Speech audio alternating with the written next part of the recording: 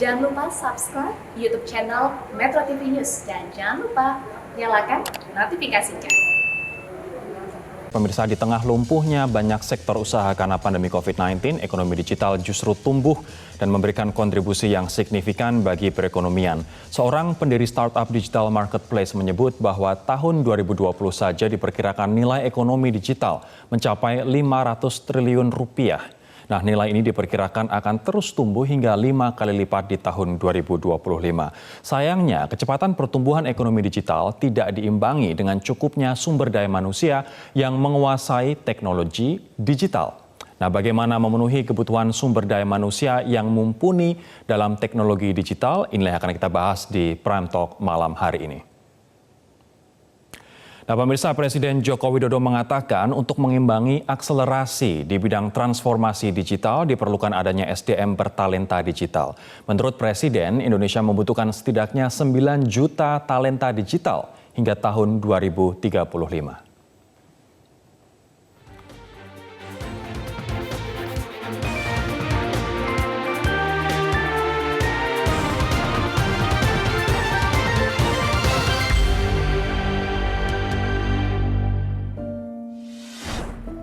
Presiden Joko Widodo mengatakan meningkatnya akselerasi transformasi digital perlu dibarengi dengan meningkatnya jumlah SDM bertalenta digital. Untuk itu, Presiden menargetkan ada tambahan 600.000 talenta digital di Indonesia setiap tahunnya. Menyiapkan kebutuhan SDM talenta digital ini penting sekali untuk melakukan transformasi digital. Negara kita membutuhkan talenta digital sebanyak kurang lebih 9 juta orang untuk 15 tahun ke depan. Ini perlu betul-betul sebuah persiapan atau kurang lebih 600.000 per tahun. Sehingga kita bisa membangun sebuah ekosistem yang baik bagi tumbuhnya talenta-talenta digital kita ya. Menteri Komunikasi dan Informatika Johnny G. Plate menjelaskan ada 3 strata talenta digital yang dibentuk oleh Kementerian Kominfo berdasarkan tingkat kecakapannya, yaitu level dasar, menengah, hingga level lanjut. Output dari ketiganya diharapkan mampu berkontribusi di dalam ekosistem digital di Indonesia. Kementerian Kominfo meluncurkan berbagai program-program pengembangan kecakapan digital dan program-program pengembangan ekosistem ekonomi digital. Di antaranya pengembangan SDM dan talenta digital ya di tingkat kecakapan digital dasar atau basic skills, peningkatan kecakapan digital dasar atau literasi digital melalui gerakan nasional literasi digital yang disebut atau dikenal dengan cyber kreasi, peningkatan kecakapan digital menengah melalui stimulus pelatihan digital talent scholarship yang sering disingkat dengan DTS yang menjangkau 60.000 peserta atau 10% dari total kebutuhan sebanyak 600.000 talenta digital per tahun, dan kecakapan digital lanjutan atau advanced skill, peningkatan kecakapan digital lanjutan melalui stimulus pelatihan digital leadership academy. Khusus di level menengah, Kementerian Kominfo telah resmi membuka program beasiswa talenta digital atau Digital Talent Scholarship tahun 2020. Program pendidikan dan pelatihan ini diselenggarakan untuk memenuhi kebutuhan talenta digital di Indonesia, sehingga SDM Indonesia bisa bersaing dengan negara lain. Dari Jakarta, Tim Liputan Metro TV. Saat ini saya memakai masker karena di studio sudah ada narasumber yang datang untuk kita membahas terkait dengan kebutuhan akan talenta digital dan juga pentingnya membangun industri teknologi informasi dan juga digital di Indonesia. Sudah bersama saya Menkominfo Johnny G. Plate. Bang Johnny, selamat malam. Selamat malam, Rory. Tadi ada satu pernyataan juga, yakni Digital Talent Scholarship. Nanti kita juga akan berbincang dengan 2 orang penerima Digital Talent Scholarship. Apa ini Digital Talent Scholarship? Apa fungsinya? Dan kenapa talenta-talenta digital harus mengikuti program ini. Namun saya ingin membahas makronya terlebih dahulu, Bang Johnny. Kalau misalnya tadi kita melihat tanggal 3 Agustus lalu Presiden Jokowi memberikan arahan agar Kominfo menyiapkan SDM digital sebanyak-banyaknya. Dikatakan kebutuhannya per tahun 600.000 talent digital. Kenapa kita butuh sebanyak itu? Jadi begini, Rory. Yang pertama tentunya ya, saya pakai masker turunan NTT ini. Ini memberikan gambaran bahwa industri kreatif Indonesia juga mengikuti perkembangan kebutuhan zaman, demand. Termasuk saat COVID ini kita butuh masker, dan maskernya menggunakan kreatif lokal, tenunan ibu-ibu. Inilah bagian dari bagaimana industri kreatif itu kita bangun. Tapi karena ini betul-betul untuk kesehatan saya, ya, tebal, dan untuk kebutuhan talk show ini, apalagi di ruang ber-AC. Iya, saya perlu ganti dulu pakai yang lebih tipis supaya suaranya lebih lancar. Lebih jelas ya, Bang. Lebih jelas. Tapi ini kampanye juga yang menarik untuk masyarakat dan juga untuk TV-TV yang lain, bahwa walaupun di AC face shield saja tidak cukup. Betul. Karena yang paling penting utama adalah masker. Masker untuk kesehatannya, Rory. Dan gini, di sini yang satu kita memang mengurus COVID penting, ya, itu harus diselesaikan. Tapi so has to go on. Nah, COVID ini memberikan dampak pada transformasi digital. Nah, salah satu kebutuhan di transformasi digital adalah ketersediaan sumber daya digital atau talenta digital. Yang tadi Bapak Presiden sampaikan, kita membutuhkan 15 tahun ke depan, dari 2020 sampai 2035, itu sekitar 9 juta digital talent kita. Karena ekonomi digital dan ruang digital kita memang berkembang pesat, cepat, apalagi akseleratif karena dampak COVID. Ya. Apalagi sekarang kita banyak sekali digital marketplace misalnya, aplikasi-aplikasi yang membantu. Itu dihilir, mulai dari hulu sampai hilir, mulai dari teknologi komunikasi dan informatika sampai hilir, ya, over the top dan digital ekonomi itu sendiri. Nah, 9 juta ini kalau dirata pro rata per tahun, Rory, itu sekitar 600.000 ya per tahun. Ya, talent dalam jumlah dan kualifikasi. Nah, untuk memenuhi kebutuhan talenta digital, sumber daya digital di Indonesia yang mana akselerasinya berlangsung bahkan sebelum COVID dan dipercepat dengan adanya COVID, maka kita harus siap, tidak bisa menunggu. Kominfo mengambil inisiatif untuk memberikan stimulus, ya, di samping pembangunan infrastruktur, penyiapan legislasi, penataan spektrum, ya, juga menyiapkan talenta digital di semua level keperluan. Mulai dari level yang paling basic tadi sudah disampaikan, ya, level yang paling basic skill itu melalui gerakan literasi digital, medium skillnya, ya, intermediate skillnya melalui digital talent scholarship, dan advanced skillnya melalui Digital Leadership Academy. At the intermediate skill ini, ya, karena kebutuhan ekonomi digital yang begitu atau di ruang digital yang begitu pesat berkembangnya, kita harus memenuhi kebutuhan sumber dayanya. Demand-nya juga bertumbuh besar sekali. Nah, ini supply-nya harus kita siapkan. Kominfo mempersiapkan melalui stimulus 50-60 ribu per tahun. Kita sering mendengar, Bang Joni, terkait dengan misalnya perusahaan marketplace digital ini, dia meng-hire, enggak buruk, tapi dia meng-hire talenta-talenta dari luar negeri untuk dipekerjakan di Indonesia, begitu.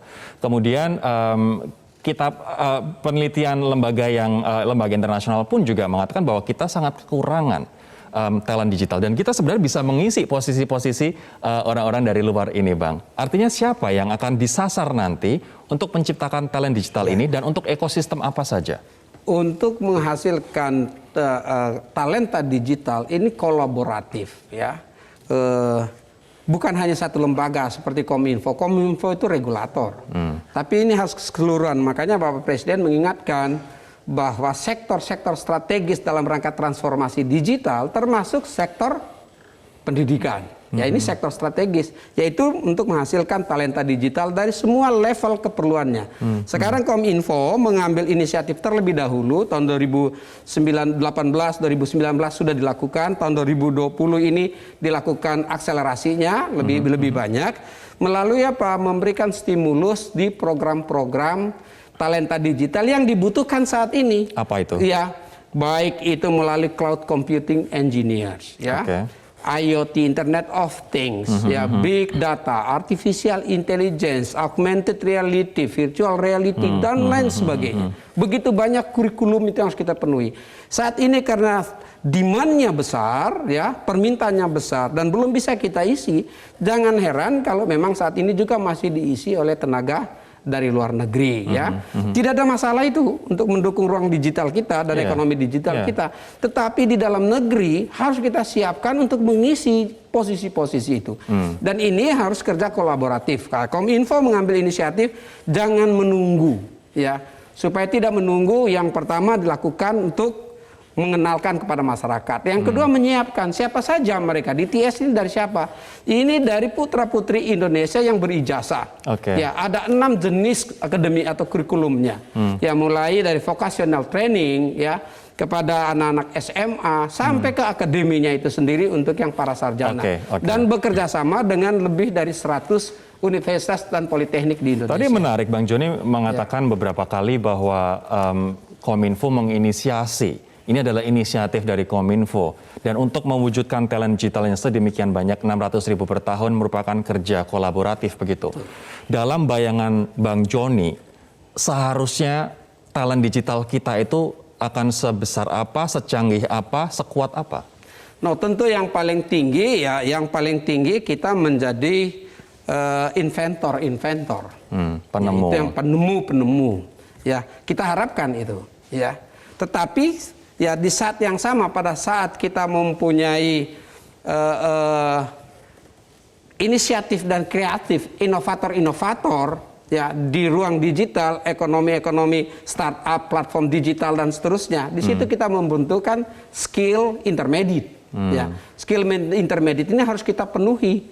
Nah, karena muncul banyak inovator berupa startup bahkan sampai dengan unicorn ya, dan pemerintah melalui electronic government, ada nanti data center ya, yang semuanya membutuhkan tenaga-tenaga terampil di bidang digital yang belum ada dalam negeri. Itu dipakai dulu. Tetapi kita harus siapkan ini. Dan Kominfo tentu harus mengambil inisiatif agar ruang digital kita ini tidak saja teknologinya, tidak saja pasarnya, tapi sumber dayanya juga harus diisi sumber daya Artinya Indonesia. Berkembangnya digital ekonomi ini kita harus bisa keep up nih dengan talenta-talenta untuk mengisi ruang-ruang itu. Ini saya menarik, ada untuk tema pelatihan Digital Talent Scholarship yang merupakan inisiasi dari Kominfo. Ada Artificial Intelligence, Big Data Analytics, Cyber Security, Cloud Computing, Internet of Things, Machine Learning, sampai Digital Entrepreneurship, Digital Marketing, Digital Communication, Business Intelligence, banyak sekali program-program di Digital Talent Scholarship ini. Saya ingin beralih sedikit Bang Joni, ini terkait dengan perkembangan digital ekonomi kita dan juga ICT kita, tapi yang tidak dibarengi dengan pemahaman orang bagaimana soal literasi digital, memahami informasi, menyaring informasi, atau bahkan justru menyebar kebohongan melalui seperti hoax begitu. Apa yang bisa dilakukan oleh mereka-mereka yang sudah dididik di program DTS ini agar punya andil untuk membantu masyarakat lebih literate digitally? Jadi begini, tentu saya tidak bisa berharap pada adik-adik, anak-anak saya yang mengikuti 7 jenis program DTS ya, 7 akademi, Fresh Graduate Academy, Vocational Schools, Online Academy, Regional Development Academy, Coding Teacher Academy, Digital Entrepreneurship Academy, dan Thematic Academy. Tentu nggak bisa, mereka jumlahnya sangat terbatas. Nah, pada saat dimana kita melihat bagaimana mengisi ruang digital kita ini secara cerdas dan bermanfaat, maka kita perlu membangun gerakan yang berbasis masyarakat. Gerakan yang berbasis masyarakat ini di Kominfo dikenal dengan Gerakan Nasional Literasi Digital. Ya, ini sudah menjangkau 75 juta masyarakat. Untuk memperkenalkan apa itu digital. Ini yang cyberkreasi itu ya Pak? Yang cyberkreasi, yang Furomenta. Yang memperkenalkan kepada mereka apa itu digital. Dan bagaimana memanfaatkan digital space kita dengan cerdas. Kalau tidak, maka jangan kaget kita, ruang digital diisi dengan hal-hal yang tidak bermanfaat. Seperti tadi, ya hoax, ya hate speech, dan seterusnya. Atau digunakan untuk hal-hal yang memang benar-benar tidak berguna. Nah, dan melalui ruang digital cyberkreasi ini ya, maka kita harapkan di situ justru ya kita mengajak masyarakat bermigrasi ya dari fisik ke digital. Seperti misalnya ya mengajak UMKM ultramikro, petani, nelayan, peternak ya untuk bermigrasi dari UMKM fisik, pasar-pasar fisik masuk ke pasar digital. Ini perlu mereka tahu apa itu. Dibanding dengan mengisinya dengan meneruskan hoax, lebih baik diisi dengan meneruskan memasarkan produk-produk hasil keunggulan kreatif kita sendiri. Itulah yang dikenal dengan promosi dan affirmative action untuk mendukung bangga buatan Indonesia. Artinya talent-talent yang sudah dididik dalam Digital Talent Scholarship ini nantinya akan menciptakan semacam pendidikan, jembatan untuk petani, nelayan, pekerja-pekerja yang ada di daerah terpencil misalnya untuk memasarkan produknya. Jadi ini supaya jangan sampai salah tafsir masyarakat ya. Kita memang membutuhkan membangun digital berbasis masyarakat, karenanya harus memperkenalkan pada masyarakat. Kita mendidik di level menengah untuk menguasai teknologi di tingkat menengah sebagai operator ya. Dan mereka juga sekaligus kita mendidik untuk menjadi duta-duta di digital yang memperkenalkan digital, tetapi bukan sebagai influencer yang dibayar. Apalagi tidak sebagai buzzer yang untuk satu kepentingan tertentu, tidak. Mereka ini dididik untuk memanfaatkan ruang digital secara cerdas dan bermanfaat. Dan sebagai penemu. Nah, kita harapkan tidak saja sebagai kreator, tetapi mereka menjadi inventor. Ini khususnya millennial group. Ya. Amerika berkembang pesat karena banyak inventor di bidang digital. Kita juga harus siap untuk mempunyai inventor-inventor. Kita harus jeda terlebih dahulu, Bang Joni. Nanti saya akan mengajak Bang Joni dan juga Anda pemirsa untuk berbincang dengan dua orang peserta Digital Talent Scholarship. Kreasi apa yang mereka ciptakan, apa manfaat yang mereka dapatkan dari program DTS dari Kominfo ini sesaat lagi. Anda kembali di Prime Talk. Sekarang saya ingin menyapa ada dua orang narasumber yang bergabung dari Kebumen, Jawa Tengah, dan satunya bergabung dari Merauke di jauh sana di Papua. Begitu ada Mas Dian yang merupakan alumni UNS Solo, seorang difabel dan pernah mengikuti pelatihan Internet of Things dari program Fresh Graduate Academy di tahun 2019. Mas Dian, selamat malam. Selamat malam. Ada juga Kakak Ronald, peserta dari Papua dan membuat aplikasi untuk RSUD Merauke di sana dan merupakan peserta online academy di tahun 2019. Kakak Ronald, apa kabar? Selamat malam, kabar baik Mas. Oke, untuk memberikan gambaran kepada pemirsa terkait dengan siapa sosok keduanya, khususnya profil ataupun apa yang mereka buat, ada cuplikan dari profil salah satu peserta, yakni Mas Dian. Berikut ini. Nggak efisien untuk secara waktu sama energi. Membangun sistem lampu yang dapat diaktifkan dengan jarak jauh. Dan manfaatnya yaitu kita jadi lebih mudah untuk menyalakan lampu. Jadi pertama seseorang itu bertepuk tangan. Ya, kalau mau mematikan tinggal perintah yang sama aja, jadi dia auto switch gitu. Nama saya Paramudita Yadian Prabaswara, saya aslinya dari Kebumen, Jawa Tengah. Saya di sini ikut kelas IoT. Saya itu low vision, yang kanan itu hampir udah benar-benar nggak bisa lihat. Saya cuma pakai penglihatan yang kiri aja, dan itu nggak bisa lihat di papan tulis.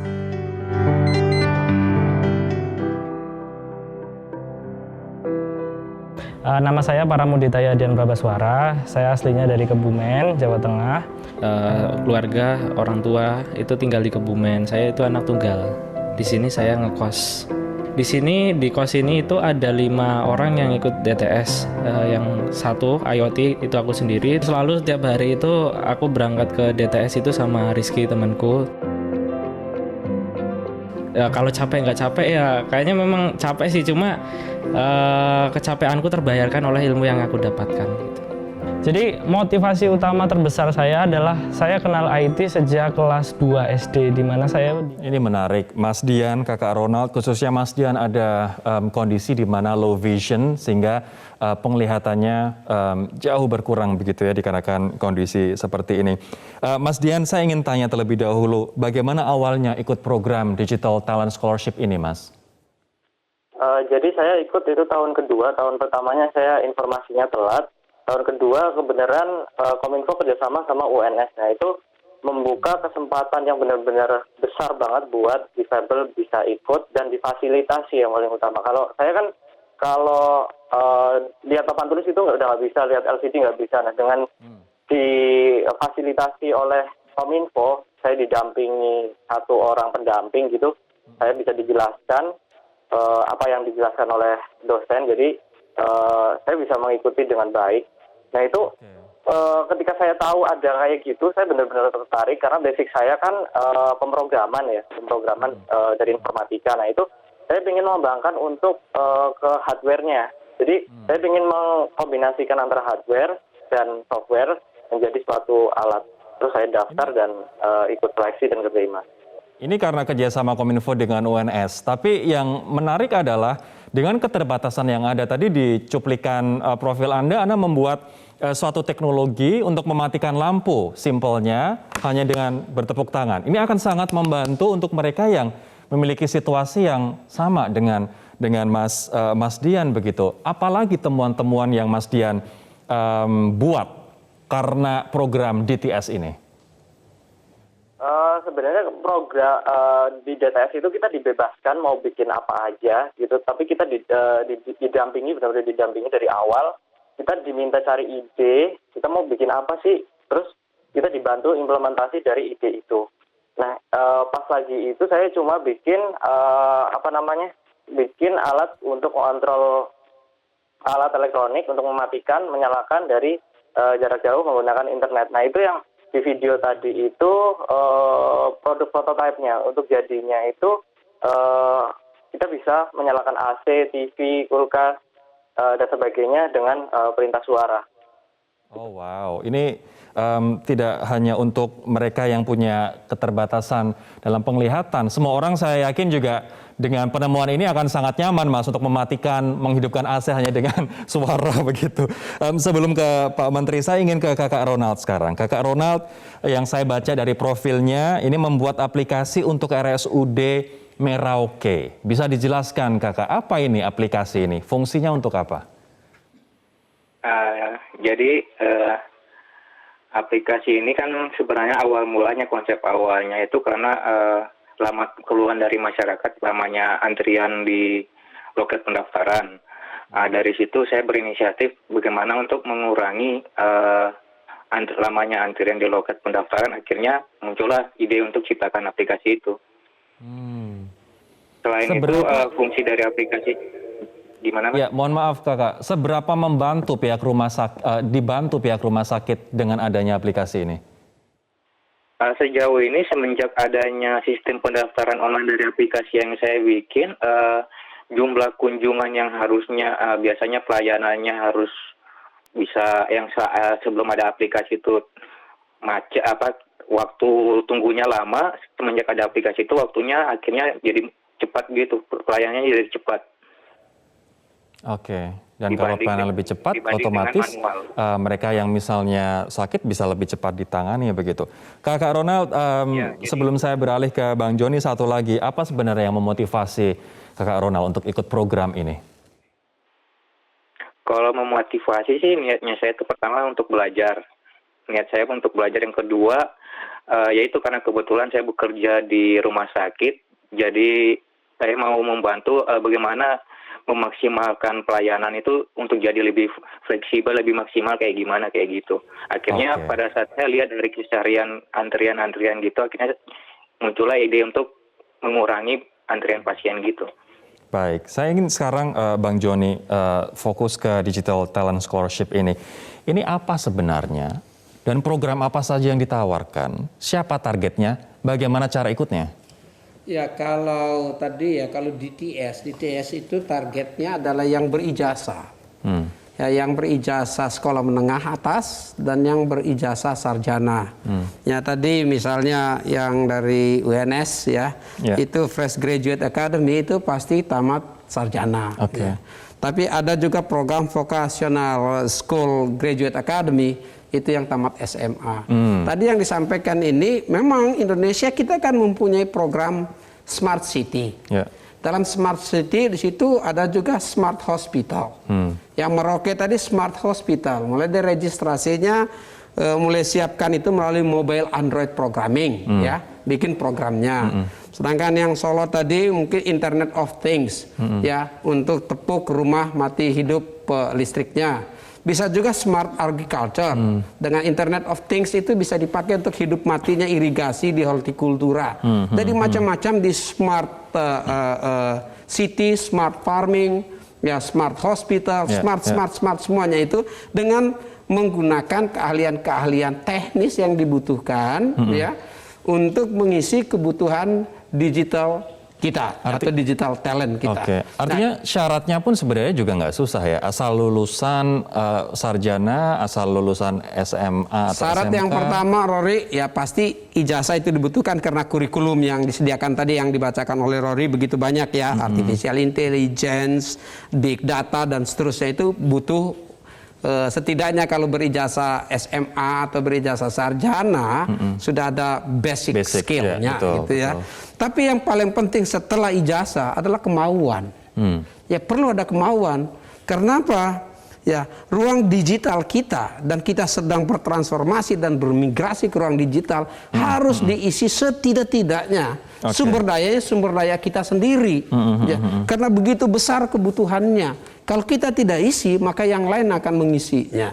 Apalagi ini dibiayai oleh negara yang programnya Kominfo ini gratis. Ya, pada saat dulu dilakukan secara fisik dan online melalui kampus-kampus. Sekarang karena COVID, ini malah lebih mudah lagi. Seluruhnya dilaksanakan secara online. Menarik. Kalau misalnya lulusan program ini seperti Mas Dian, seperti Kakak Ronald, mungkin di tengah keterbatasan fisik, di tengah keterbatasan lokasi yang jauh begitu dan mungkin kualitas dari jaringan yang belum merata, mereka bisa berkreasi. Nah, nanti saya akan tanyakan. Yang pasti begini, Rory. Jaringan di kabupaten itu pasti sudah 4G. Dan untuk universitas-universitas di kabupaten, termasuk di wilayah 3T, inilah momentumnya. Ini tolong para sarjana-sarjana di wilayah 3T, tamatan SMA, mahasiswa, kan sudah berijazah sekolah menengah atas itu, ambil bagian dan daftar secara online. Indonesia butuh. Oke, saya akan tanyakan cara daftarnya seperti apa, Bang. Kami akan kembali pemirsa untuk membahas terkait dengan Digital Talent Scholarship yang menarik ini dari Kominfo sesaat lagi.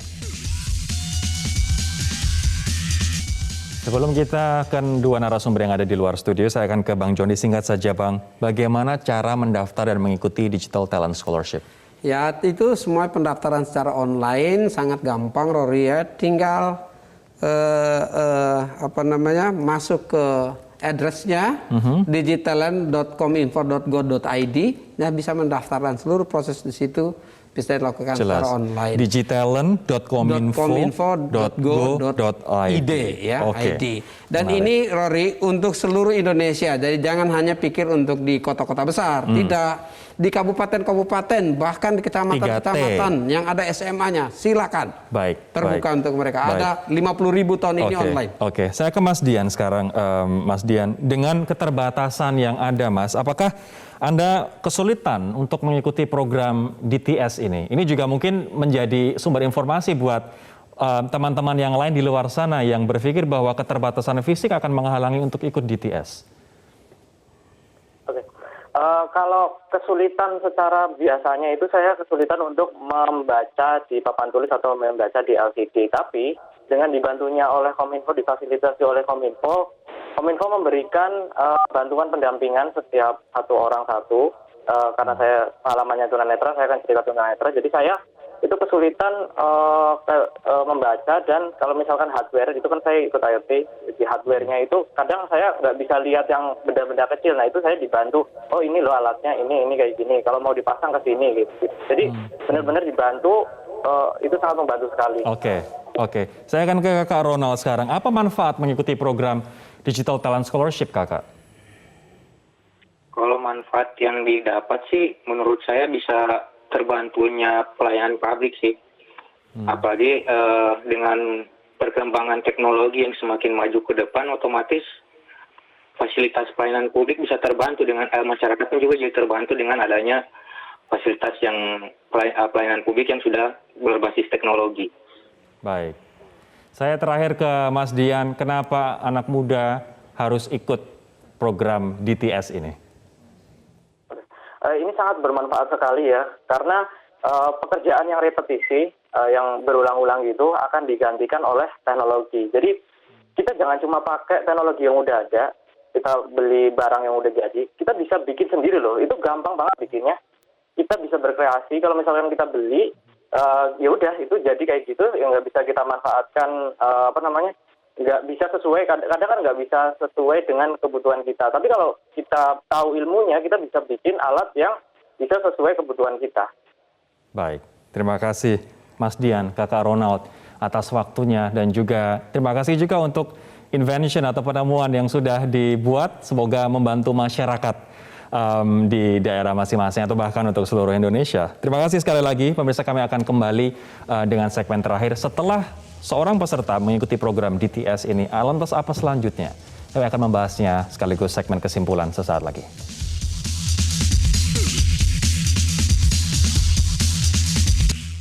Sekali lagi saya ingin menginformasikan bahwa buat Anda atau bagi Anda yang ingin mengikuti program Digital Talent Scholarship ini bisa mendaftar di digitalent.kominfo.go.id, dan dari testimoni dari dua peserta kita tahu betapa besar manfaat dari program ini menciptakan inventor-inventor, menciptakan agent of change bagi perkembangan dunia digital kita. Tidak hanya digital ekonomi, tapi juga banyak hal yang diajarkan di sini. Saya ingin ke Bang Joni. Lantas ketika seseorang sudah mengikuti program Digital Talent Scholarship ini, what's next? Apa selanjutnya, Pak? Ya, dia punya dua jalur, Rory. Yang pertama jalur kalau dia mau menjadi inventor dan mau mengembangkannya sebagai founder startup, ya, maka dia menjadi businessman. Dan Kominfo tentu ada program lagi bagaimana mengembangkan startup. Ya, startup itu ada dua kan, ada startup yang non-digital, teknologi non-digital, dan ada startup digital. Yang startup digital itu Kominfo dan akan ada asistensi berikutnya, dan yang non-digital itu ada di BPPT. Ya, itu Pak Bambang Projonegoro yang menangani. Kami selalu berkoordinasi itu. Atau jalur kedua itu menjadi profesional. Nah, menjadi profesional ini kebutuhannya besar sekali dari seluruh kurikulum yang disediakan itu. Bahkan saat ini kurikulum cyber security misalnya. Begitu pentingnya karena serangan cyber yang banyak. Oleh apa? Oleh founder-founders yang membangun startup dan saat ini misalnya menjadi unicorn, ya, oleh government yang akan membangun data center, oleh sektor privat data center, oleh berbagai keperluan, dalam rangka mengisi kebutuhan talenta digital Indonesia. Artinya dua jalur itu menarik. Kalau misalnya mau membuat startup, maka wajib untuk ikut program ini. Ikut ini menjadi startup, dan setelah itu ada asistensi berikutnya bagaimana mengembangkan startup menjadi unicorn baru kita. Ada tahapannya, dan sebagai profesional mengisi job requirement kita, demand yang begitu tinggi. Banyak sekali yang bisa dipelajari. Tema pelatihannya seperti Abang tadi sampaikan, cyber security, ada cloud computing, Internet of Things, kemudian artificial intelligence, dan lain sebagainya.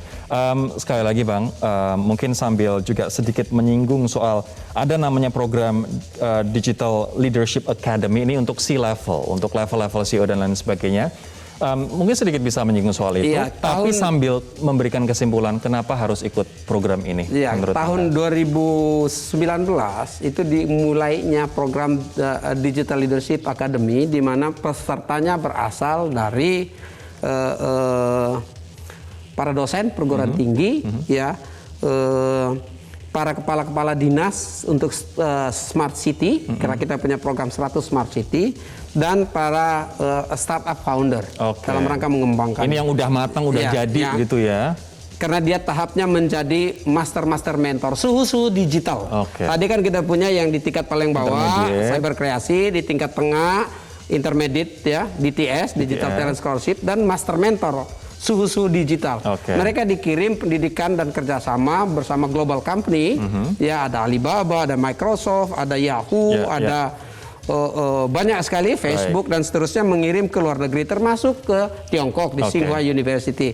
Saat ini Rory terpaksa kita tahan sedikit karena COVID. Di mana perjalanan luar negeri atau sekolah-sekolah itu kan tidak bisa dilakukan secara fisik, ya, tetap muka. Sehingga nanti kita akan kembangkan lagi. Kita harapkan program berikutnya, sebelumnya itu 30, berikutnya 100. Saya sudah harus menutup program ini, Bang Joni, tapi terima kasih untuk penjelasan khususnya untuk Digital Talent Scholarship yang ini nampaknya generasi muda harus ikut program ini. Terima kasih sekali lagi. Demikianlah perbincangan kami di Prime Talk. Saya Rory Asyari undur diri. Sampai jumpa.